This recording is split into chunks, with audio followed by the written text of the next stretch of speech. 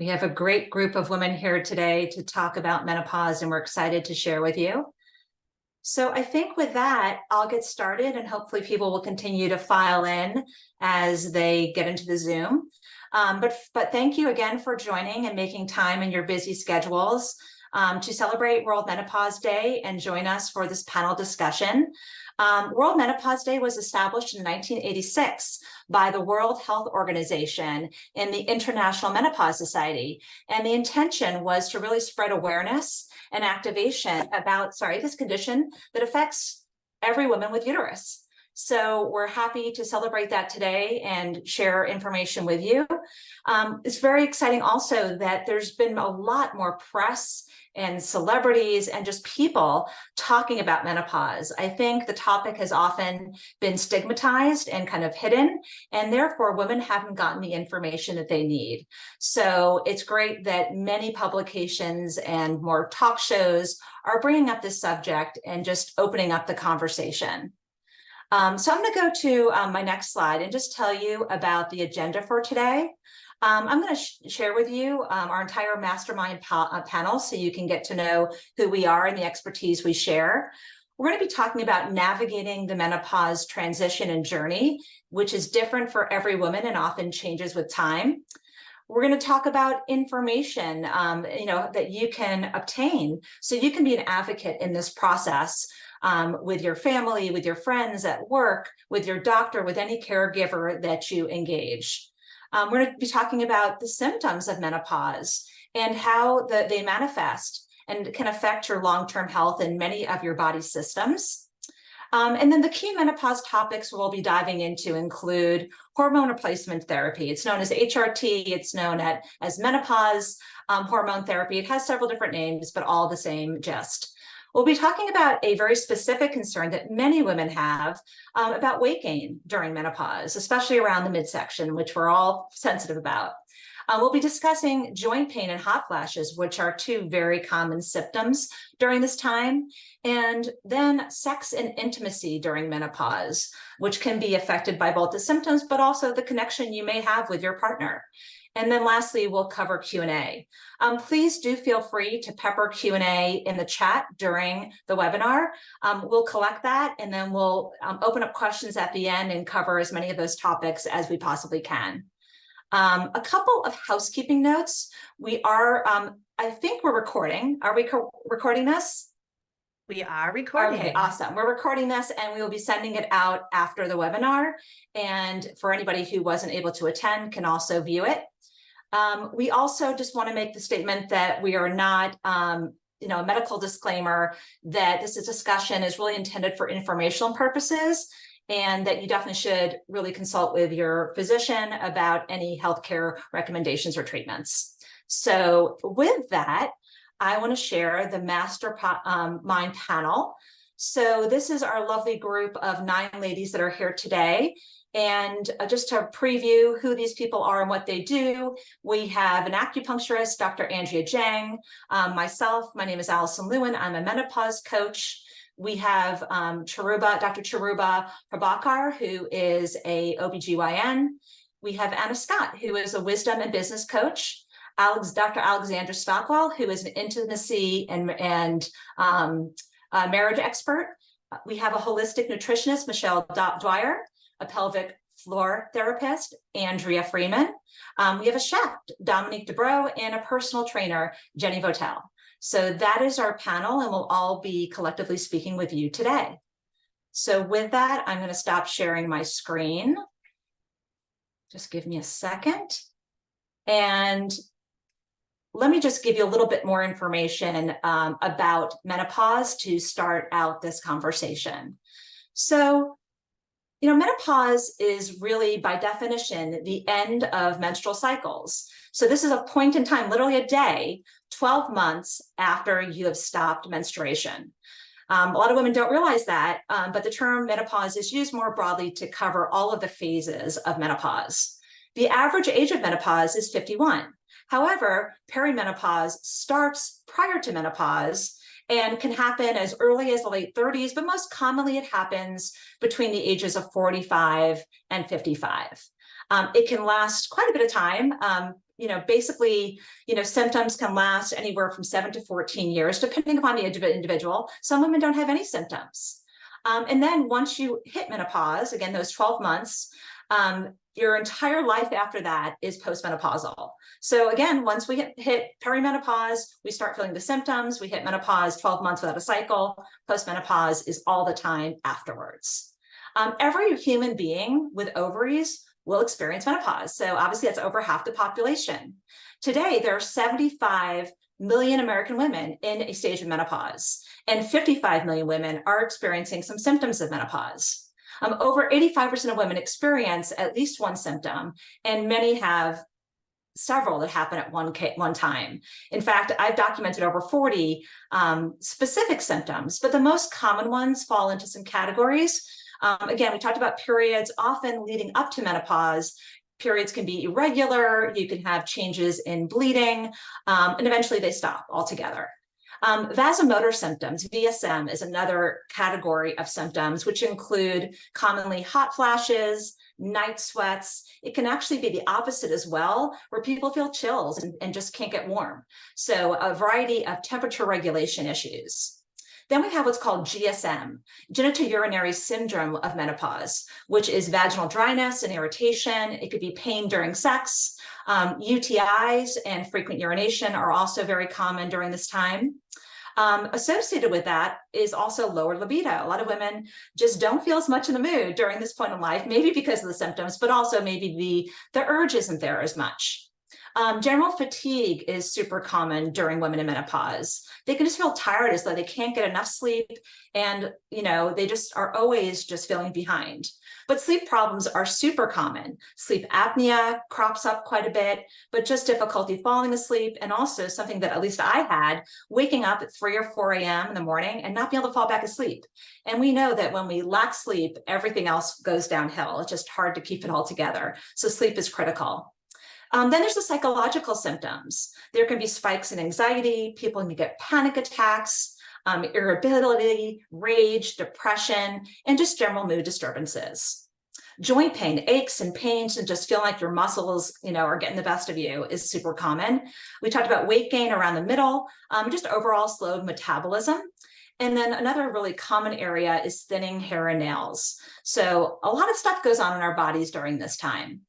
Again, symptoms can happen many years, both before and after the official start of menopause. And the symptoms can range from mild to severe, and like I said, change over time. Menopause happens because there are hormonal imbalances that occur through the menopause transition due to some declining hormones, estrogen and progesterone, as well as testosterone, and then a rise in these control hormones, a follicle stimulating hormone, which is FSH, and then a luteinizing hormone, which is LH. One fun fact, we are the only land mammals to experience menopause, so we're quite unusual as humans. And only species of whales have been documented animals who have menopause. So a pretty interesting fact that makes us very distinct.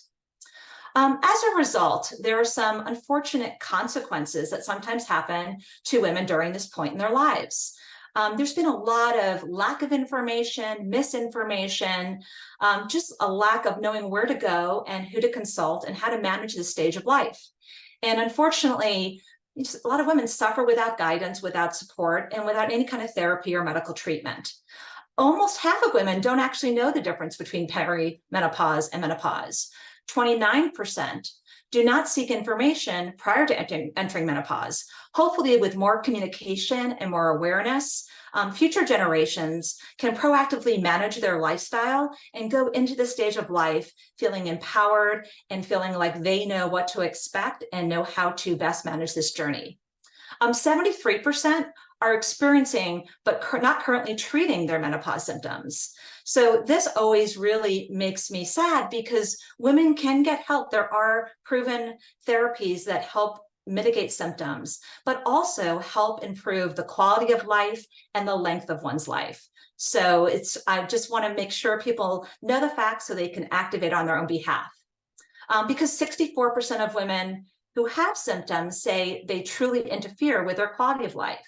And we don't want to have that happen, clearly. So we're all here to share that you're not alone. You do not need to suffer in silence. We want to help you feel empowered to actively manage your menopause transition in as positive a way as possible. As I mentioned, there are a variety of medications, therapies, and lifestyle changes that can help you make this whole transition more positive. Some examples are changes to your diet, new exercise routines, sleep hygiene, hormone replacement therapy, cognitive therapy, hypnotherapy. We'll discuss some of these in more detail. But I want to engage with Anna Scott, who is our wisdom coach, to talk a little bit more with me about this transition and why women come to her to get the coaching they need to positively manage this and kind of get renewed purpose and really make a wonderful midlife and second half of life for themselves. So with that, let me open up to Anna as well. Welcome. Thank you so much, Allison. It's an honor to be here and with everybody. I really appreciate it. So one of the things that we talked about is this is a change. This is a massive change in human beings' life. And Allison, I know that you're where are you in your menopause? Where are you in Yeah, so I'm postmenopausal, but I will tell you, like, I had several challenging years trying to figure out what was going on with myself, feeling like I could be going crazy, my body's going down on me, and just not knowing how to deal with that. Right. So did you ever experience like the loss? Because as a woman, you know, when our body goes through this change, there's a loss. There's a huge loss that we are no longer childbearing years. And that whole part of our identity goes with it. Yeah, whether one is a mother or not, the ability to reproduce is something very powerful as women. And so when that feels taken away from us, I think a lot of us do mourn the loss of that phase of life. And we just don't know how to best evolve who we are and how we identify ourselves. So it can be a struggle. And so the thing that I like to do with my clients is clients or people, whoever, whatever term I want to call them, is acknowledge, first of all, that there's grief, that there is loss, that this is a massive change in their life. It's a massive transformation. And to be gracious with it. You know, I don't know about other women on this, but we have a society that likes to push things aside and go, oh, it's no big deal. This is a big deal. And it's to honor it and be tender with it. Those are great words. You know, and one thing I know you say a lot is being gracious with yourself and giving yourself room to grow, explore, and evolve. And I think that's so important during this point of life. One more comment, then I'll move on to the next topic is, you know, as a society, we know ageism also exists. So I think menopause can be a symbol of us getting older. And as women, where society teaches us we have to stay young and beautiful. But honestly, we could be a beautiful, you know, 50-year-old, a 60-year-old, and age gracefully and really embrace that. So we just encourage everybody to own who they are at their stage of life. Yeah, there is the invisibility. But yeah, that this is actually in a time of a power.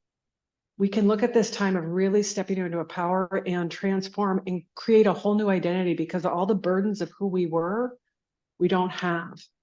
And so I really see that this is an opportunity to remake and transform who you are and creating a whole new beautiful life. We're not dead yet. There's a whole lot of life. And be a powerful badass. Yes. Yeah. Yeah. Exactly. Okay. Thanks, Anna. With that, I want to move over to Dr. Cheruba Prabakar, who's going to talk a little bit more about HRT.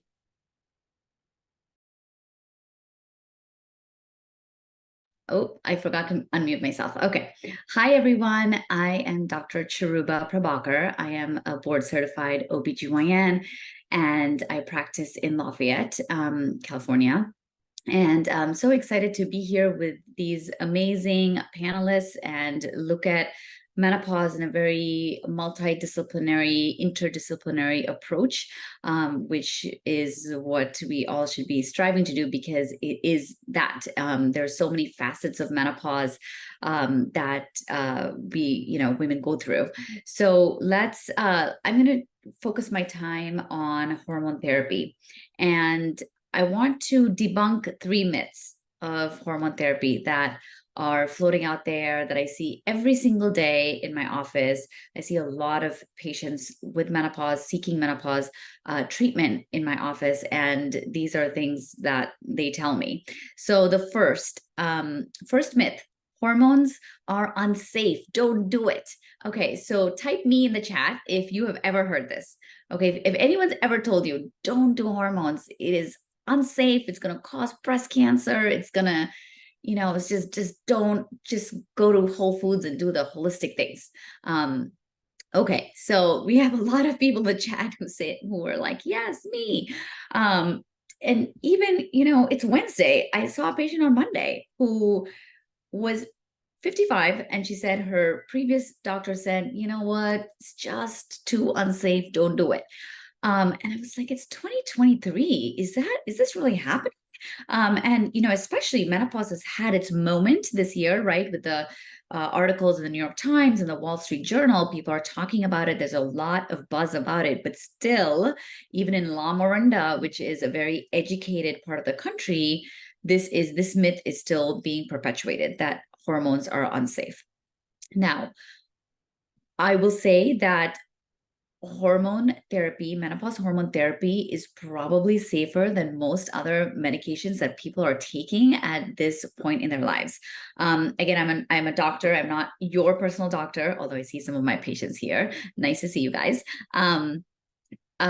So there are some situations where, yes, we do not recommend hormones, and that is beyond the scope of this conversation. But for the majority of women, hormones are actually really safe, and there's no need to suffer in silence.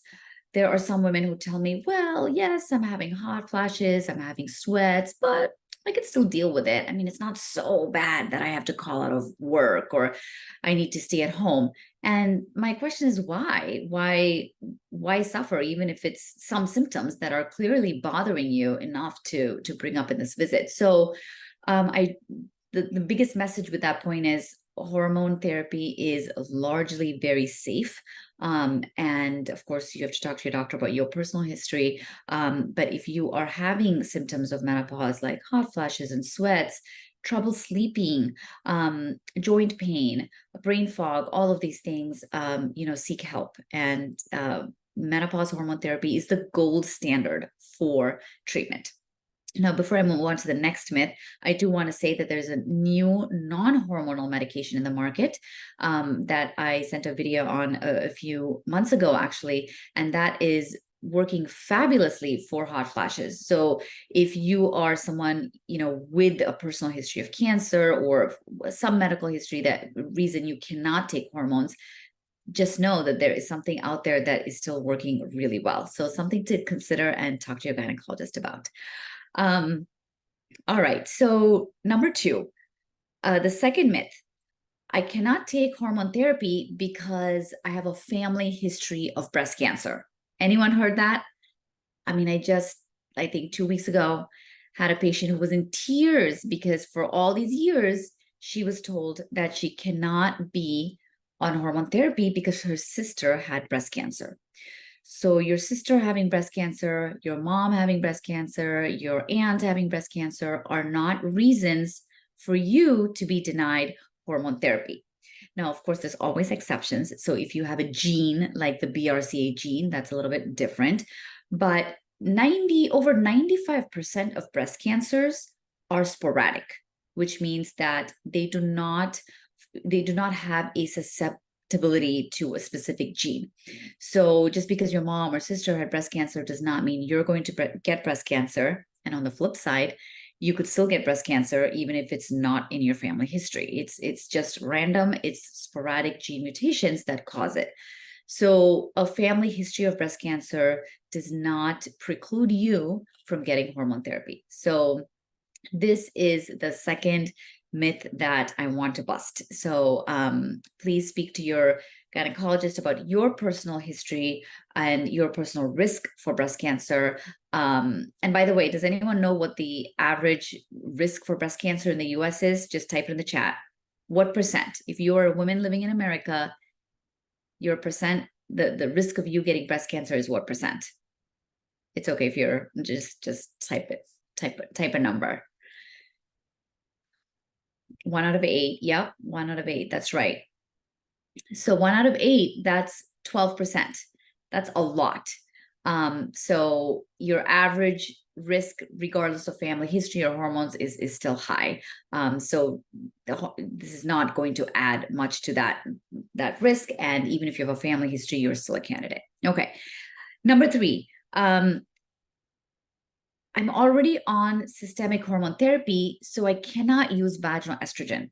This is another myth. Vaginal estrogen and systemic hormone therapy can absolutely be used together. So they serve 2 different functions entirely, and you can definitely mix and match those 2. So systemic hormone therapy are your patches, your pills, your gels, your mist, spray, all of that. And this helps with the symptoms that we've talked about: hot flashes, brain fog, bone health, brain health, heart health, all of this. Vaginal estrogen is used just in the vagina, and it's used for painful sex. And it's used for urinary frequency and urgency and recurring UTIs. So they're 2 completely different things, and you can absolutely use them together. So I also have a lot of patients who, when I suggest vaginal estrogen, say, oh no, but I'm already on estrogen therapy, and I was told I can't use vaginal estrogen. So that is not true. You can absolutely use both together.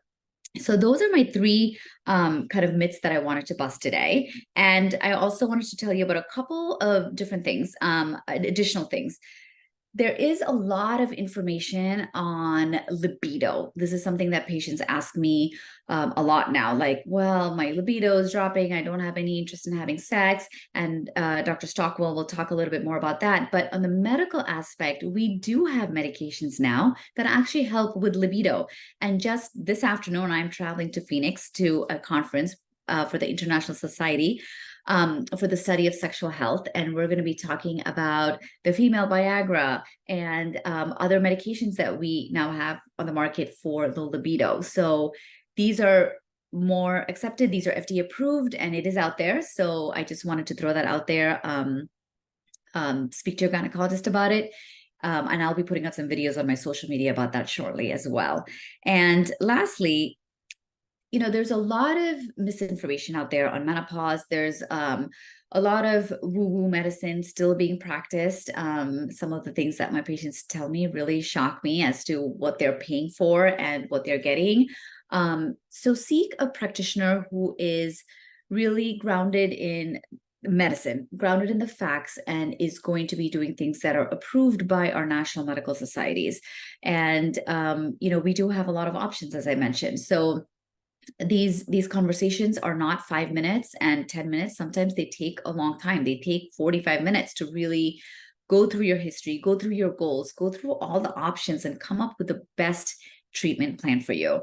I am certified through the North American Menopause Society, so I'm a NAMS certified menopause practitioner. There's only a few of us here in the Bay Area, but there is a directory that you can find wherever you are in the country to find someone who is NAMS certified and will have the most up-to-date information, because again, we want to prevent the spread of fake news and all these myths, and we want women to get the care they need and the care they deserve. So just keep that in mind as you look for doctors to help you.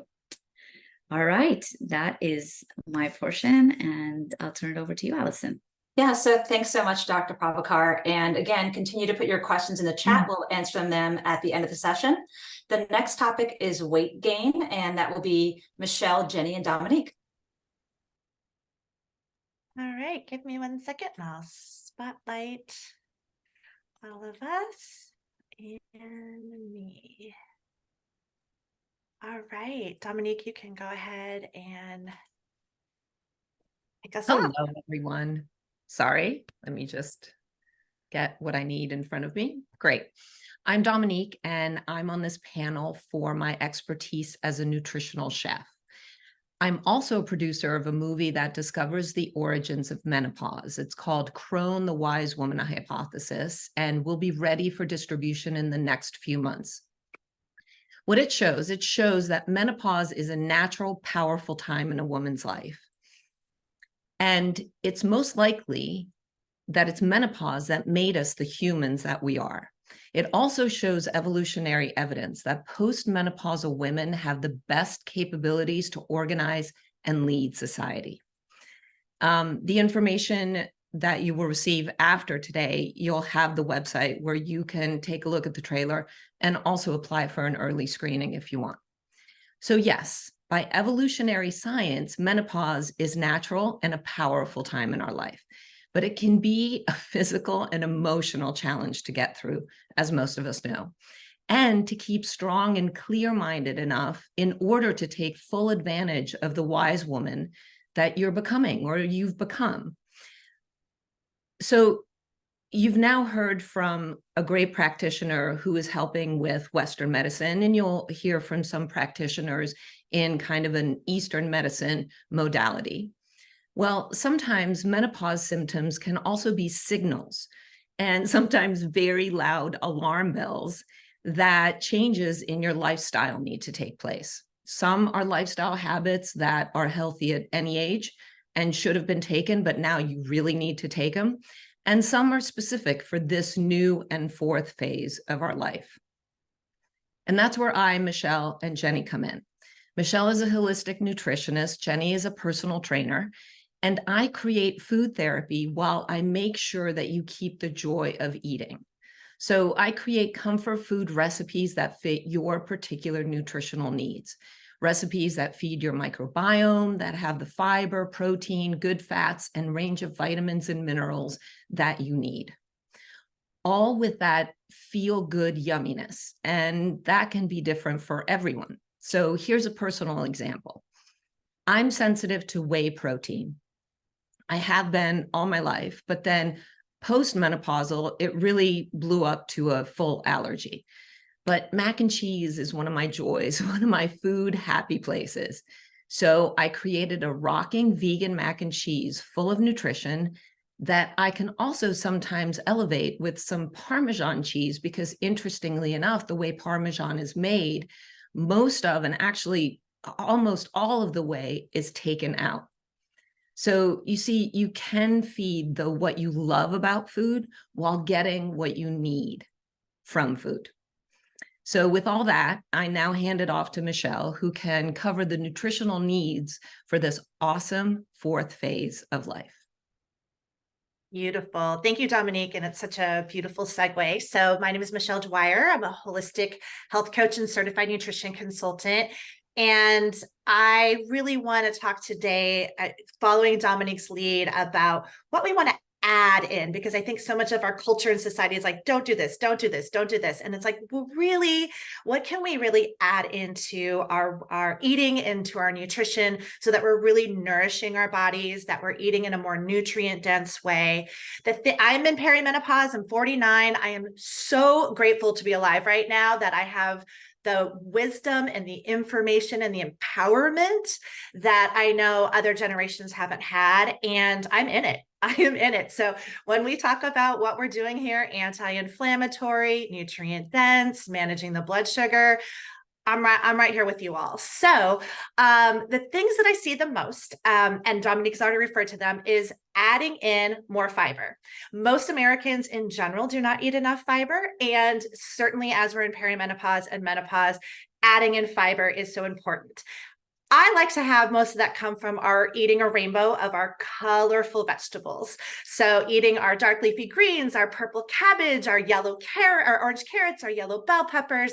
This also makes things really beautiful and really enjoyable and really flavorful. But adding in, of course, your fiber is also going to come from your whole grains and your beans and legumes, if your body does okay with beans and legumes. Chia seeds are also a really great source of fiber. So that's a really easy, fun add. So more fiber, and it's like filling our plate. That also keeps it satisfying and satiating, feeds our microbiome, and also helps with our body in terms of our hormonal balance. The other one I see a lot is more protein. Now, I'm not saying eat crazy amounts of protein. It's protein in balance, but I can speak for myself that the protein is what keeps my blood sugar stable, keeps my mood stable, keeps my energy stable, keeps my brain happy and stable. And so eating enough protein throughout the day, I find, especially for my body, I need to start the day with a good amount of protein. Different bodies need different amount of protein. So if you're 5'1" and 120 pounds, you need a different amount of protein than if you're 5'9" and 180 pounds, right? So really listening to your body. But I find for most women, we're kind of in that 60 to 100 grams range, depending on your height and weight. But certainly protein at each meal. It doesn't have to be animal protein. It can also be plant forms of protein. So there is a wide variety of protein options out there. Healthy fats also make food taste delicious. So focusing on things like avocados and nuts and seeds, olives, these things that really make food yummy and delicious. And I love Dominique's example. And I wanted to share, like, what does this look like? Well, this was my lunch today. So I had some wild caught salmon. I had about 4 ounces. I had some mushrooms because I love mushrooms. If you don't love mushrooms, don't do mushrooms. Some dark leafy greens. And I'm really into shaved Brussels sprouts right now. I don't know why. They just taste so delicious to me, with a little bit of vegan pesto, right? Delicious, nourishing, nutritious. And I'm feeling like nice and happy and satisfied. So think blood sugar regulation, think anti-inflammatory, think about where you can add nutrient density, and of course, be mindful of our processed foods, our added sugars and things like that. So I'm going to hand it over to Jenny and let her take it from here. Thank you, Michelle. I'm starving, and that did not help. Oh my God, that sounds so delicious. I'm here to talk about our working out and how to train your body in this new phase of life. And I kind of like to think about it as discovering your strength, because I think so many of the women I know and the women that I've worked with, they go 2 ways. Either they never worked out because they didn't enjoy it and they didn't like it and they didn't have to, they might have walked with friends, or they did high intensity cardio, spinning, you know, all the stuff that revs your heart rate, that makes you feel like, oh my God, I'm worn out, but not really any thoughtful weight training. And as we go into the next phase of our lives, where many of us are now, I'm 52, I'm right in the thick of it. You really have to change the way that you're approaching your fitness. You know, you want to keep your stress hormones in check because that affects the whole cycle. Well, stress hormones get increased with high intensity cardio. So you kind of have to think about how to take that down. It's our last opportunity to build muscle.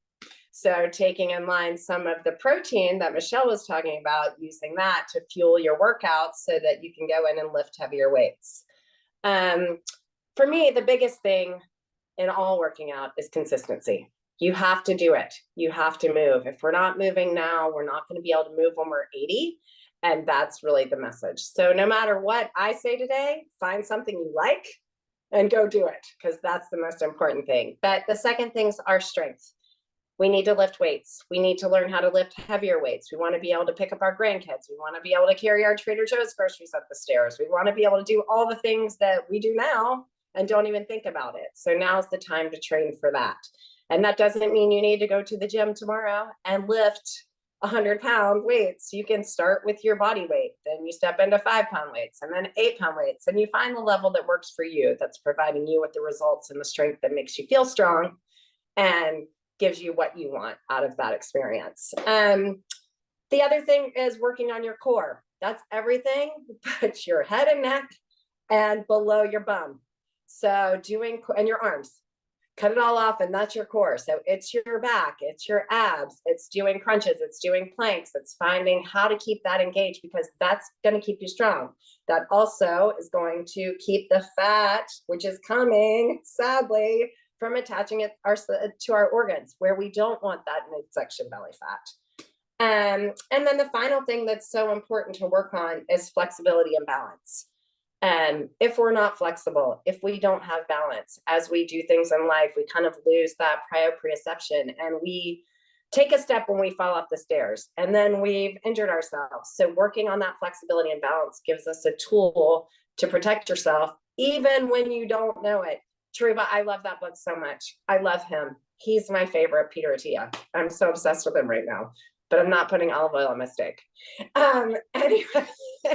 Anyway, those are the 4 things, really: consistency, strength, core, flexibility. All of those things build to give you a healthy routine, and it doesn't have to be obsessive. If you're lifting weights 20 minutes 4 times a week, or maybe you want to do 30 minutes 3 times a week, you're walking every day, that's enough to keep your nervous system, your hormones, and your muscles in balance, which is really the goal. And anybody can do 4 days a week. We can all do that. So find some time to make that time for yourself so that you build your strength and in your mind and your body. You're walking through a stronger person into this next phase of life, and body, mind, spirit, and wisdom. We can do it. You just have to commit to it and be consistent. And that's it. And Awesome. I can't what's next. too. Yes, no problem. Jenny, Dominique, Michelle, thanks for all those great tips. Next, we're going to move over to Dr. Andrea Jang, who's going to talk about joint pain and hot flashes during menopause. And I'm going to say, let me just get Andrea on here so that we've got her all ready to go. All right. All right. Thank you for the introduction, Allison. And thank you everyone for joining us today. Now that we're more than halfway through our panelists, I just wanted to take a pause for a second and remind all of our attendees that this is being recorded. So I know there's a lot of valuable information, and it's kind of like drinking through a fire hose, and you're like, oh, I definitely want to know more about this, and I want to know more about this. So everyone can always reach out to us if something resonates with you, but you want to know more. And as this group of practitioners, we really are here to support each other and to support our clients and our patients. And so it's a whole health approach, right? Like, it's not just one thing for menopause. And that's why this group is so valuable, because we have so many people addressing different issues. From a Chinese medicine perspective, sometimes people aren't aware that we even treat menopause with Chinese medicine, or how that actually interacts. So from the most simplistic kind of explanation that kind of integrates that Eastern Western approach is we're working with the body's central nervous system to help rebalance itself. So they've done studies of acupuncture under MRI, and they can see that acupuncture starts to light up different areas of the brain. So when you come to acupuncture, it's one of my favorite parts, because I just tell people, all you have to do is show up, right? You show up, you lay there. Many people find it so relaxing, they even take a nap. And then to touch on kind of like how it interacts with joint pain and how it interacts with hot flashes. It's not like these are all individual symptoms. It's like, well, we're going to have to do this session for joint pain. Next time we'll work on the hot flashes. It's all comprehensive, right? Like, it all goes together. So a lot of people are familiar with like the yin and the yang, right? And how there's that balance. And we've all seen that kind of visual of the yin and the yang and the black and the white, and how it's perfectly balanced. So as we start to go through menopause, we start to lose yin. That yin gets depleted. Yin is like our nourishment. It's our body fluids. It's what keeps us like vital. During nighttime, when we're sleeping, that's when we replenish our yin. So if we're not sleeping well, then we also can be more prone to have the night sweats or the hot flashes. That can also predispose us towards the sleep disturbances. And like Allison said in the beginning, it's that ability to stay asleep. A lot of women, they're like, I can fall asleep fine, but I just keep waking up through the middle of the night and I can't stay asleep. So with acupuncture, we can work at promoting more restful sleep. We can work at the joint pain by influencing more blood flow to the area, by releasing more endorphins. And then the way that we kind of impact the hot flashes and the night sweats is we're really working to nourish the kidneys and that yin. And it doesn't mean anything's wrong with your kidneys from an anatomical perspective. It's more from like an Eastern perspective of that's the organ that really like promotes this like essence and vitality. So acupuncture is meant to be painless. If you've ever had an experience that's otherwise, I would encourage you to seek out a different practitioner, because there's as many different styles of acupuncture as there are acupuncturists. So it should be a pleasant experience. And if anyone has any further questions on Chinese medicine and acupuncture and how that relates to menopause, I'm always happy to provide more information. So thank you. Thanks so much, Andrea. And again, feel free to put any comments or questions in the chat. But next, we're going to move on to sex and intimacy with Dr. Alexandra Stockwell and Andrea Freeman.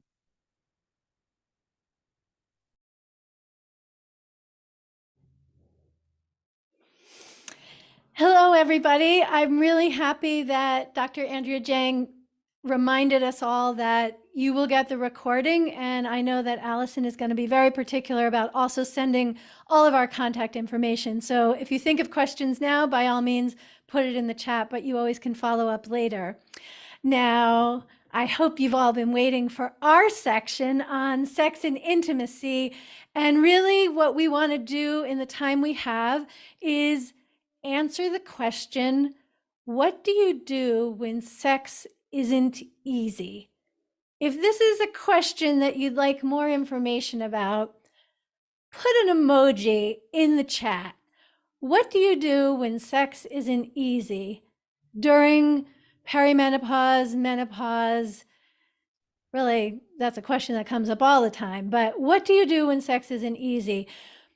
Andrea Freeman, who's here beside me, is a pelvic floor therapist, and she's going to answer that question as it pertains to the body. I'm a relationship and intimacy coach, and I'm going to answer it as it pertains to your relationship. But since we have a short amount of time, and yes, thank you so much for your emojis. And if you're not putting them there and you're in a relationship, I don't believe you, but that's okay. You don't need to respond. I'm all for coyness when we're talking about sex. So the takeaway that we hope you have is when sex isn't easy, there's a lot you can do about it. Everything else, I hope you're paying attention. I hope this is fun. But the takeaway is when sex isn't easy, there is a lot that you can do about it. And most of it is quite fun. So the research is very clear that women, our sexuality doesn't peak until we're in our 60s or 70s. That's what the research says. It's obviously not what a lot of people's experience is, but I want to say I actually just coached a client last week. I had coached her a few years ago and we hadn't been in contact for 3 years. And she booked another session and she started the conversation by saying, I'm 72 years old and I am having the best sex of my life because I am working with what we addressed in the coaching earlier. I have a podcast, the Intimate Marriage Podcast. In one of my episodes, I interviewed a couple that had been married for 51 years when we recorded, and she described having the best orgasms of her life. So again, if sex isn't easy, meaning if sex isn't pleasurable, there is so much that you can do about it. I want to give you one thing that you can do about it right now, one of many answers, and that is to communicate about it. The research is so clear that the best positive predictor for a happy sex life and long-lasting relationship is talking with your partner about the sex you're having and the sex you have had and the sex you want to be having. And I actually do a lot of education on how to have those conversations well. And the main thing I want to squeeze in this moment is talk with kindness towards one another. And I want to really emphasize that this may not be true in your relationship, and I'm going to speak heteronormatively for a moment, but in society in general, when men have erectile dysfunction, they can't maintain an erection, both men and women tend to think it's the woman's fault. And when a woman isn't having the orgasm she used to have or she wants to have, we also think it's her fault. So notice your thinking, communicate, and if it's not fantastic, just know there's a great deal you can do about it. And I'll turn it over to Andrea. Thank you. So welcome everybody. So I'm going to talk about what to do when sex isn't easy from the physical perspective and from the perspective of the body. So the first thing to understand is there's so many, like everybody has talked about, there's so many changes that are going on with our bodies. It's very normal that our bodies aren't going to function sexually in the same way that they have in the past, or maybe they've never functioned that way. And so, changes are going on with our tissues, with hydration levels, muscles, elasticity. So it's normal that this will impact your ability to, even want to participate in sex or have sex. And when sex doesn't feel good, we don't want to have it. And that makes sense, right? When something doesn't feel good, with that feeling repeated, our bodies are protective and they want to protect us. So it's normal that you may feel differently about having sex. And there are definitely things to do about it. some of the, communication is key. I think that's really important, is to talk with your partner about it so they understand that, it's uncomfortable, right? So when I see patients, frequently I educate patients about the anatomy, because sometimes our anatomy changes, and our sensitivity changes, so the amount we feel. And so sometimes we have to engage in activities, in ways that are different than we have in the past, right? We have, sensation changes, and certain areas don't feel like they used to feel. So I help to explore, kind of assess where are we in that, and, how are the muscles responding? If muscles tighten up, that may be a contributing factor to discomfort with intercourse. So I work a lot on, we talk about relaxation and breathing and positioning. Those are all key things that can impact your experience. Tissue mobility. So sometimes, we talk about the importance of movement, right? And so movement and, sometimes it involves getting a toy, right? And sometimes we want to, sometimes it's using our hands to explore. Sometimes it's getting the tissues used to touch in different ways. And then sometimes it involves, using a toy to kind of push muscles in different ways to get it used to touch. And it's all a normal nervous system response, right? To have hesitation or discomfort around it. So, we want to help to mitigate some of these things by giving you solutions, to open your mind to different types of possibilities. So I'm happy to answer additional questions in the chat. I am too, but I just want to say, because I think pelvic floor therapy is like menopause. It's becoming more well known, but a lot of people don't know about it. And so I'm not a pelvic floor therapist, but what I would say is it's really like getting a trainer in a gym, but it's for your genitals and not the rest of your body. So of course it's going to be gentler, and it's not going to involve cardio, but it brings amazing results. Yeah. And then you can do the cardio when you get home, not with the trainer. Yes, yes. All right, Michelle, thank you so much. Thanks so much, Andrea and Alexandra, and thanks to the entire panel. We've had a few questions come up, and then we can take any other questions from the audience. Just wanted to note that I put in the chat the link to the North American Menopause Society, NAMS, and also their care directory, their care provider directory. So you can see doctors available in your area, and just resource clinicians that are trained specifically on menopause. One other thing I noted in the chat, unfortunately, a lot of doctors, even OBGYNs, aren't as well educated as Dr. Prabakar is in terms of menopause protocol, and aren't up on the latest research and clinical studies.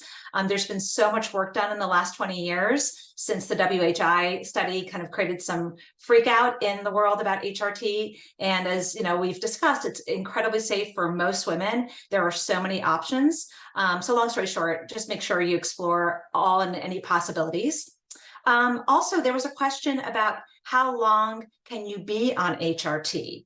And I will start and have Dr. Prabakar join, but from everything that I have read and all the research from the experts says, you can be on it as long as possible. So literally, if you are still having symptoms and there's a need to have intervention strategies such as HRT, you can continue to take it as long as you need to. But always, again, consult with your doctor. But any other thoughts, Dr. Prabakar? Yeah, that's actually a more complex question to address. The thought before was be on it for the shortest amount of time possible to relieve your symptoms. Now there is some additional, there's a lot more additional research that shows it actually helps your brain, and decreases your risk of Alzheimer's and Parkinson's and all of that. So there's some extended time that we can use it for, even 10, 15 years.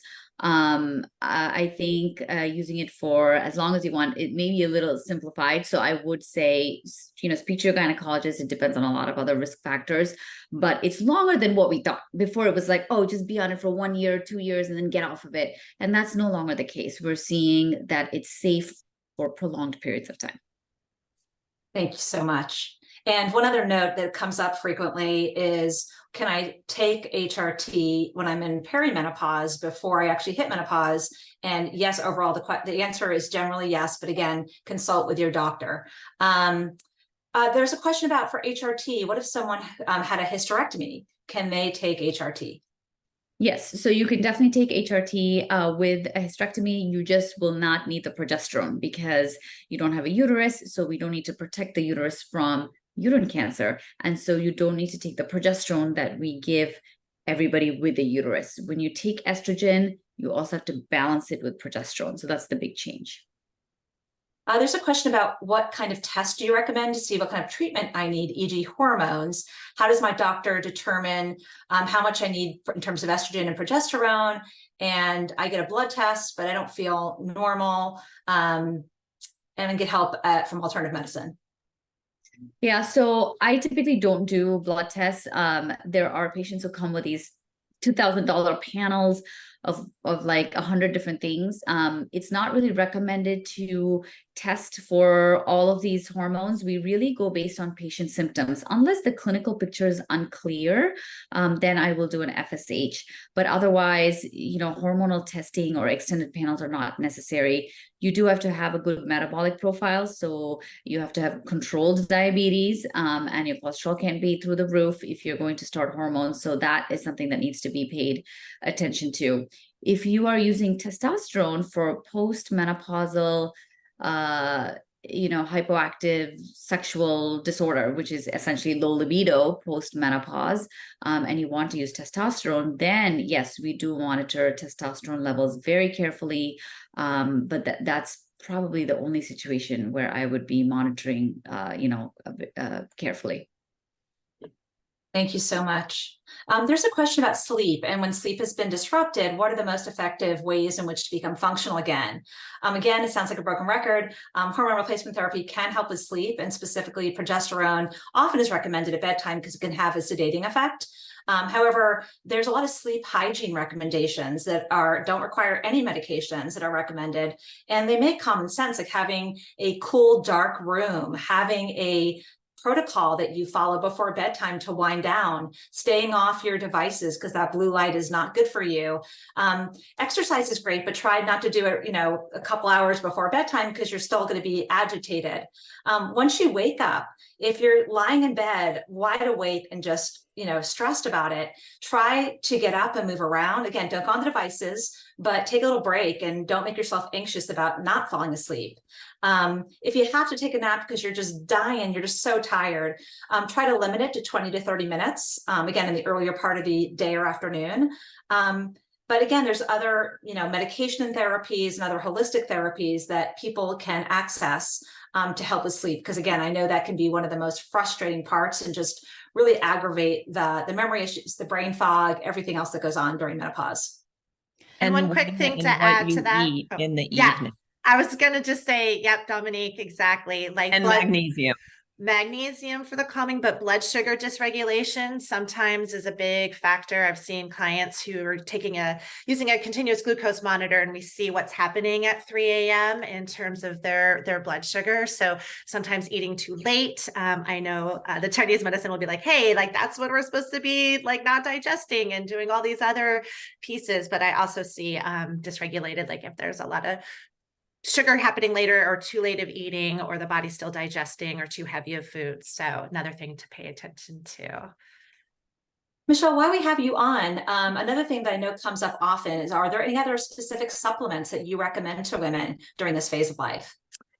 Yeah, that's a great question. I mean, I think, the things we want to think about that HRT is trying to prevent and support, we want to think about our bone health, right? So looking to see, do we have the right amount of magnesium? Are we, get your vitamin D levels checked, these things that are pretty easy to get checked to make sure they're at an optimal level. And then also too, I like low level things that are supportive. So if like your cortisol and your stress is out of balance, taking something like some fish oil or taking something like a B complex just to help your body manage the stress a little bit better. Of course, like bigger picture, we want to do all the other holistic things. A supplement is meant to be a supplement to all the other important pieces of eating well, moving our body, getting good sex, having good sleep, right? Like all the other pieces that go with it. But I would say making sure you're getting a good amount of omega-3s, sometimes magnesium, check your vitamin D levels, are kind of the big ones